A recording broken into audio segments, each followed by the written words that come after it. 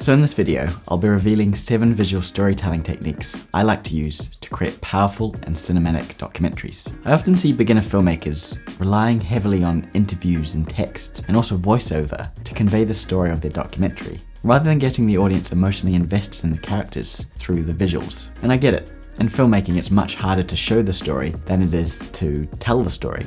But making a documentary without using visual storytelling techniques will put your audience to sleep. So to make sure this doesn't happen to you, here are my 7 favorite visual storytelling techniques I like to use when making a documentary. First up is the most popular, and that's B-roll. In video production, there is A-roll and B-roll.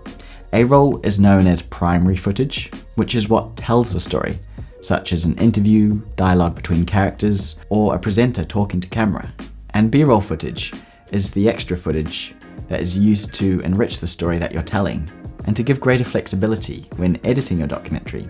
For example, in my interview-led documentary, The Cameraman, the primary footage is the interview with the main character, Richard Greatrix, and the B-roll footage is the shots of him doing actions that visually represent what he's talking about.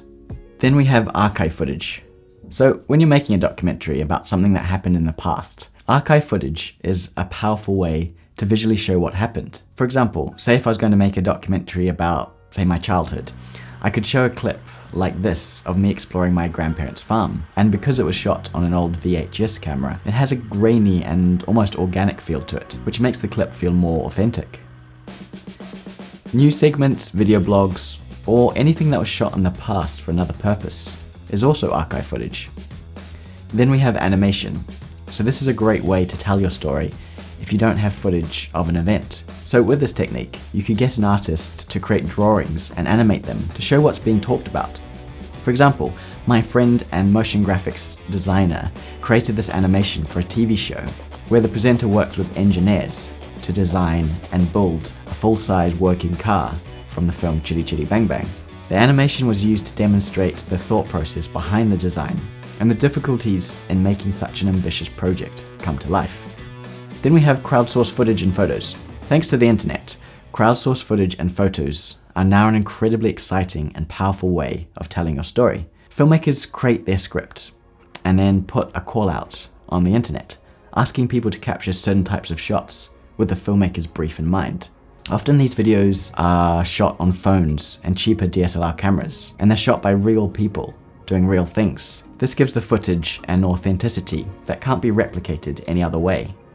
A great example of a crowdsourced film is Life in a Day, in which the YouTube community all around the world capture a single day in their life, and the filmmakers put these micro stories together as a feature-length documentary, showing the different perspectives from all these different films.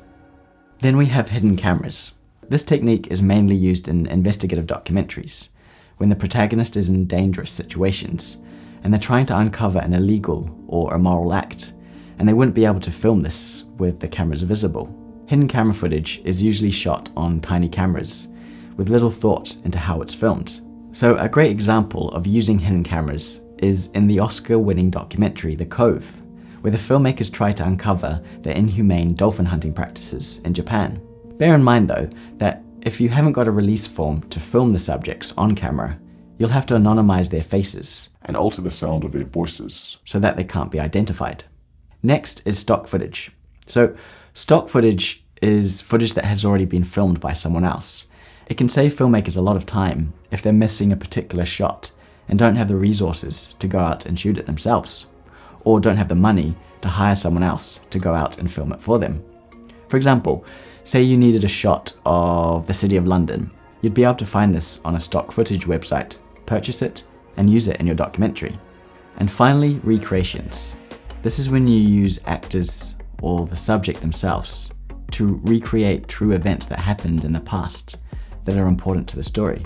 People usually use recreations either because there is no archive footage of the event, or there is, but it's not very good quality and it's not good enough to use in the documentary.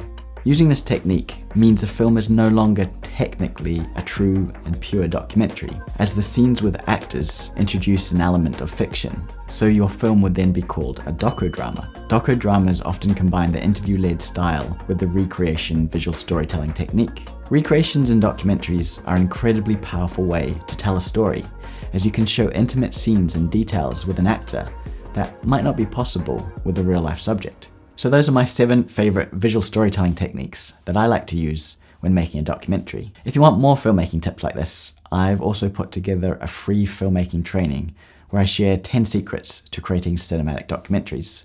To access that, all you need to do is click the link below, sign up, and then you'll get instant access. And if you have any questions, feel free to comment down below, and I'll see you in the next video.